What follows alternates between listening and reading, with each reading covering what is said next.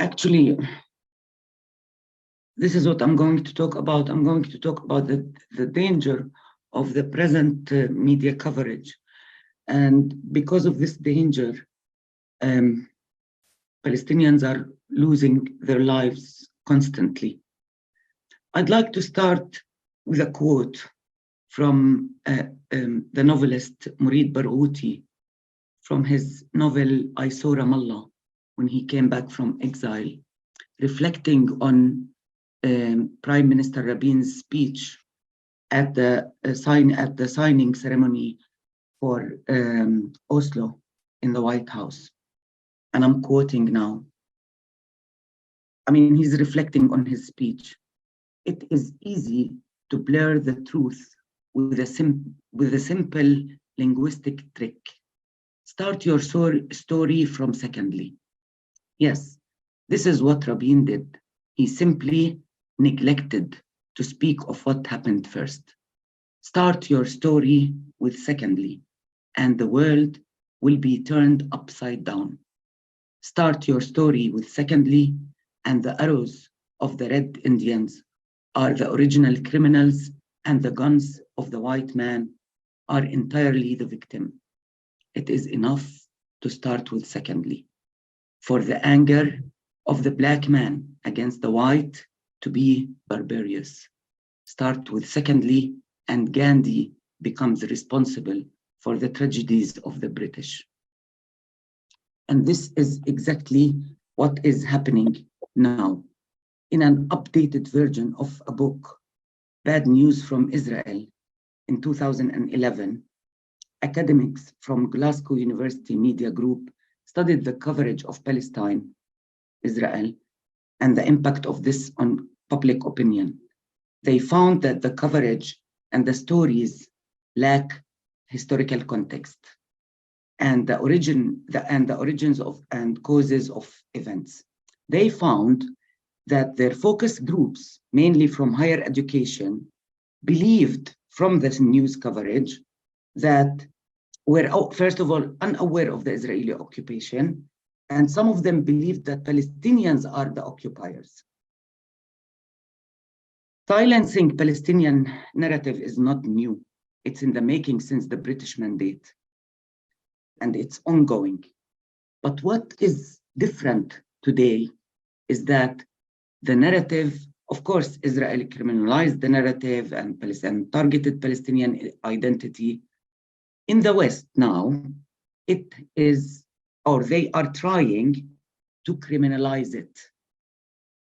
No, not a single Western government paid attention to what the Israeli president, when the Israeli president said it's the whole nation that is responsible for what Hamas did, which makes every Palestinian, not only in Palestine, but every Palestinian resident of the West, a target, vulnerable, not feeling safe, if the whole nation is responsible.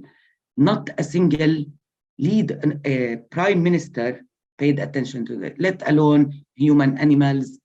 And before that, there were so many quotes, nobody paid attention to it. So it's a preparation for the ground to criminalize Palestinian narrative. Yesterday, I listened to Rishi Sunak, the UK Prime Minister. Not a single time he mentioned Palestinians. Here's what he said.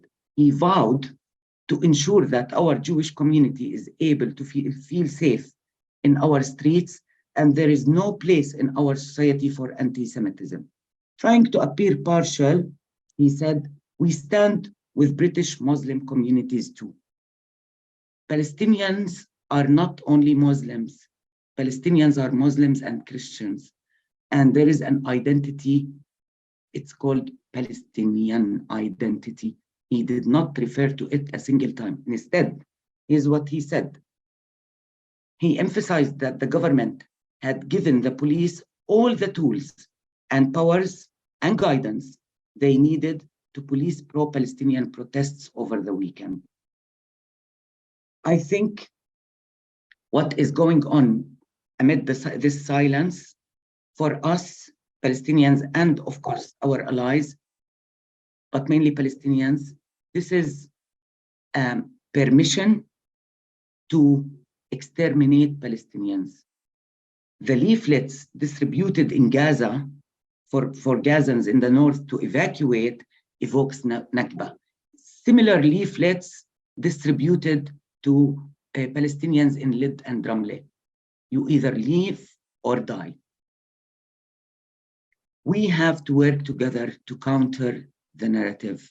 We have to work together to challenge those Western governments on, of course, the legal. I cannot speak about the legality of that because they are complicit of what is going on right now. I think this is what we need to look at because we don't feel safe here. We don't feel safe. I know cases where people were targeted in the streets, being called terrorists. We have seen what happened in the United States, the hate crimes. We need to work together to ensure the protection of Palestinians and their freedom of speech and their freedom to express themselves and help their people. We are not allowed to support our people there. Everything could be interpreted as either anti-Semitism or support of Hamas. So Palestinians, Palestine is reduced to the context of religion nowadays.